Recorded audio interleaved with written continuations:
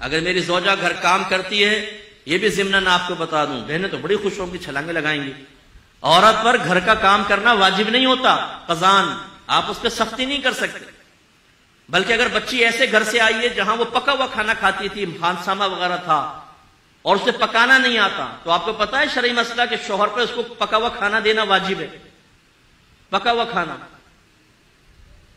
بیوی کے اوپر کپڑے دھونا، برتن دھونا، استری کرنا، بچے سنبھالنا کوئی واجب نہیں ہے، دودھ بھی پلانا ماں پر واجب نہیں ہوتا، ہاں اگر بچہ کسی اور ماں کا دودھ قبول نہ کرے تو الگ بات ہے، پھر اس کو پلانا واجب ہوگا، ورنہ ماں پہ دودھ تک پلانا بچے کو واجب نہیں ہوتا۔ یہ آپ نے دین کبھی سیکھا ہے؟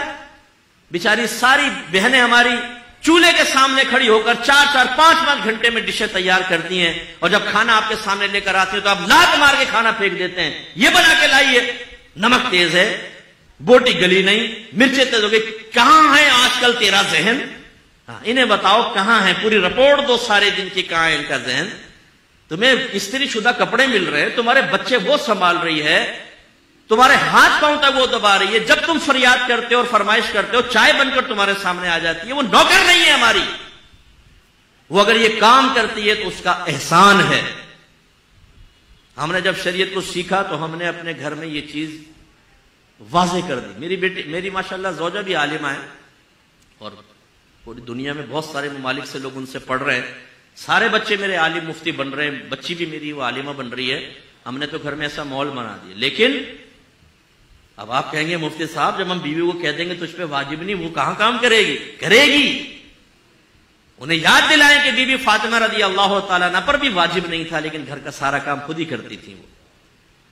لیکن اب میں جو آپ کو سمجھانا چاہ رہا ہوں، اگر ایک بیوی پہ کوئی چیز واجب نہیں تھی، اس میں کوتاہی ہوئی، کیا آپ کے لیے جائز ہے کہ آپ اس کے منہ پہ تھپڑ مارے، اسے ماں بہن کی گالیاں بکے کہ آپ کے کپڑے پہ استری کیوں نہیں کی؟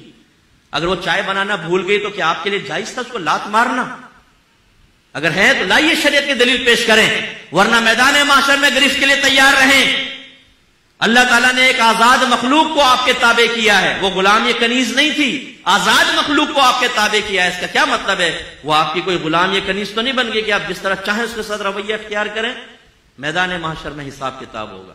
میرے آقا نے اپنے آخری خطبوں میں اہم ترین باتیں کی، اسی سے اندازہ کر لیں کہ کتنی اہم بات ہے کہ سرکار نے ارشاد فرمایا، اللہ تعالیٰ نے تمہاری بیویوں کی شکل میں ایک کمزور مخلوق کو تمہارے تابع کیا ہے، میں تمہیں تمہاری بیویوں کے معاملے میں ہمیشہ تمہیں اللہ سے ڈراتا ہوں، تم اللہ سے ڈرتے رہنا، ان پر ظلم مت کرنا۔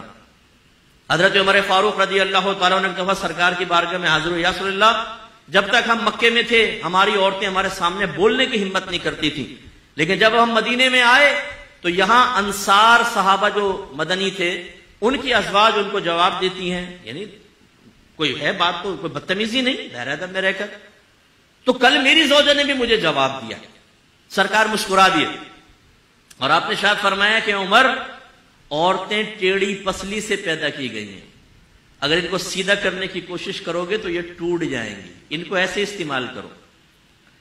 عمر فاروق رضی اللہ تعالیٰ عنہ 6.5 فٹ کا قد، یہ لمبے چوڑے لہیم شہیم، اور آپ یہ کہہ رہے ہیں میری زوجہ میرے ساتھ ایسا کر رہی ہے، سرکار فرما رہے ہیں اللہ نے ان کو ایسا ہی پیدا کیا ہے۔ اس سے بھی ذرا سمجھیے، بعض اوقات زوجہ ایسی ہی ہوتی ہے کہ اگر وہ فرض کر لے کہ آپ سے کوئی بات سخت کہہ دی، کچھ کہہ دی، آپ کے نبی نے کتنی پیاری تلقین کی ہے، درگزر کرو، اپنے یہ ڈولے شولے بیوی پہ مت آزماؤ کہ جیسے اس نے کہا ایک تھپڑ مارا، اس کے منہ پہ لکیریں چھاپ دی، اور چلو جی بیٹھ جاؤ اب آرام سے، اب آئندہ کر کے بتا ذرا تو، ٹھیک ہے آپ نے بدماشی کر لی، لیکن یہ تو ایک فطری تقاضا ہوتا ہے، بعض اوقات انسان کی زبان سے کچھ نکل جاتا ہے۔ آپ کی بہن بھی اگر اپنے بہنوں کے ساتھ کرے گی، فرض کر لیں، تو کیا آپ بہن کو گھر میں بلا کے تماچا اس کو بھی کھینچ کے ماریں گے کہ تو نے کیسے اپنے شوہر کے ساتھ کی؟ نہیں، آپ تو اس کا پردہ ڈھکیں گے، آپ کہیں گے بھائی یہ بتاؤ میری بہن گونگی ہے کیا؟ تم ظلم کرتے رہو، وہ سہتی رہے، خاموش رہے، کچھ نہ کرے؟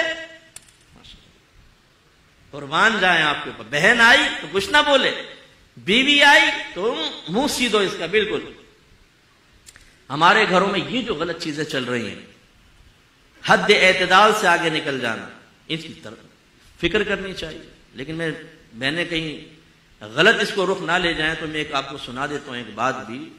ایک بھائی نے کہا کہ یار میری بیوی کام ہی نہیں کر رہی گھر کا. جب اس کو کہا کہ کام کرو تو اس نے سنا دیے 2-4 کلپ کہ ہم پہ تو واجب ہی نہیں ہے گھر کا کام کرنا.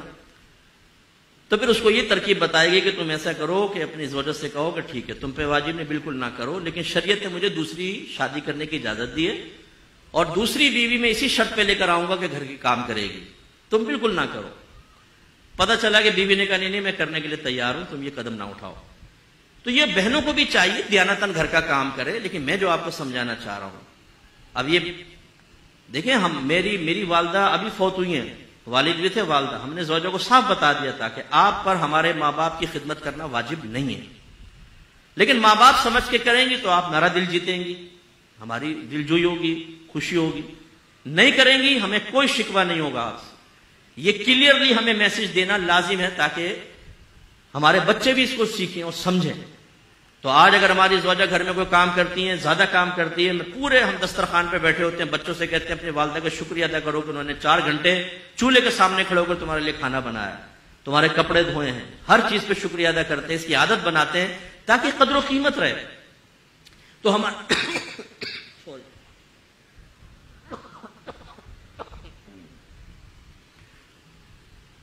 تو ہمارے گھروں میں جو یہ غلط چیزیں، رسومات، یہ میں رسومات میں لوں گا، خاندانی رسومات میں، کہ بیوی کو دبا کر رکھو، بیوی کو بولنے نہ دو، اگر کچھ بولے تو تھپڑ مار دو منہ پہ، کچھ ذلیل اور بے عزت کرو بچوں کے سامنے، خاندان والوں کے سامنے. غلط چیزیں ان کو ختم کریں. اسی طریقے سے میری بہنوں سے میری گزارش کہ اللہ تعالیٰ نے شوہر کا بہت حق رکھا ہے.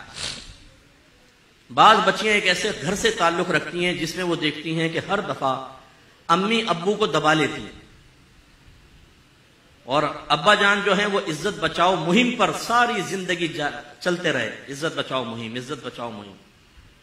وہ بیچارے بدتمیزی کر رہے ہیں، بیویوں کہتے ہیں چھوڑو یار، خاموشی سے نکل گئے. وہ بیٹی جب یہ کرتی ہے آبزرو، تو اس کا ذہن بن جاتا ہے کہ مجھے بھی ایسا کرنا ہے.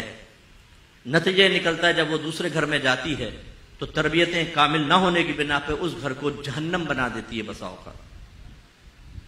یہ یاد رکھیں، ہمارے گھر کو بچیاں ایسی سن رہی ہیں، نبی کریم صلی اللہ علیہ وسلم نے شوہر کا بڑا حق بیان فرمایا. ایک بچی شادی نہیں کر رہی تھی، اس کے گھر والے اسے نبی کریم صلی اللہ علیہ وسلم کے پاس لائے. یا رسول اللہ یہ شادی نہیں کرتی. سرکار نے فرمایا تم کیوں شادی نہیں کرتی؟ اس نے سرکار کی زبان اقدس سے ہی نکلوانا چاہا، وہ جانتی ہوگی. تو اس نے کہا رسول اللہ آپ بتائیں کہ شوہر کا بیوی پر کیا حق ہے؟ تو رحمت کونین صلی اللہ علیہ وسلم نے ارشاد فرمایا کہ شوہر کا بیوی پر یہ حق ہے کہ اگر اس کا پورا جسم خون اور پیپ سے بھرا ہو اور عورت اپنی زبان سے چاٹ کر اس کے بدن کو صاف کر دے تب بھی اس کا حق ادا نہیں کر سکتی. مراد کیا ہے؟ یہ معاذ اللہ یہ نہیں کہ کوئی حقیقت ایسا، مراد کیا ہے؟ یہ قابل نفرت کام ہے. یعنی عورت شوہر کا حق اسی وقت ادا کر سکتی ہے جب اس کی طرف سے آنے والی تلخیوں، کمیوں کے اوپر صبر کرے اور اللہ کی رضا کے لیے اس کا گزارا ساتھ دیتی رہے. اتنا حق رکھا ہے. اور ایک روایت میں فرمایا کہ اگر میں مخلوق کو سجدہ کرنے کا حکم دیتا تو بیویوں کو حکم دیتا کہ اپنے شوہروں کو سجدہ کریں، لیکن سجدہ تو صرف اللہ کے لیے ہی جائز ہے. اس سے ہماری وہ بہنیں ذرا درس حاصل کریں جو شوہر کو آنکھوں میں آنکھیں ڈال کے گفتگو کرتی ہیں، بعض اوقات تو گریبان پکڑ لیتی ہیں، ماں بہن کی گالیاں بکتی ہیں. ہمارے پاس تو کیسز آتے رہتے ہیں اس طرح کے بے شمار.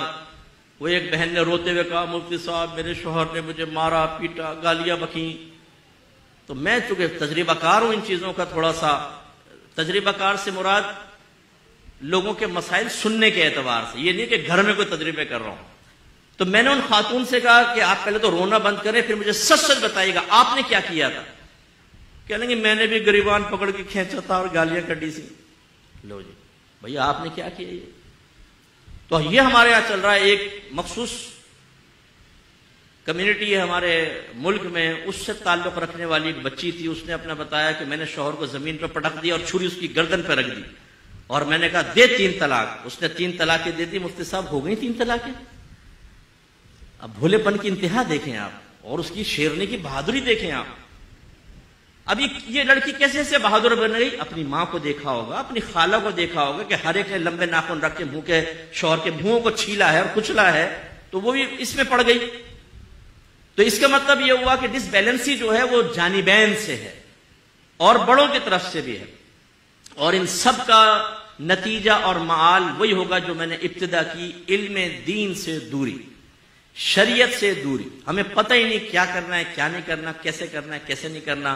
اپنی عقل، اپنے خاندان، اپنے دوستوں یا سہیلیوں یا بڑوں کے مشوروں سے جب آپ گھر چلائیں گے تو ہزارہا چیزیں شریعت کے خلاف ہوں گی اور ان کی بے برکتی آپ کے سامنے آئے گی۔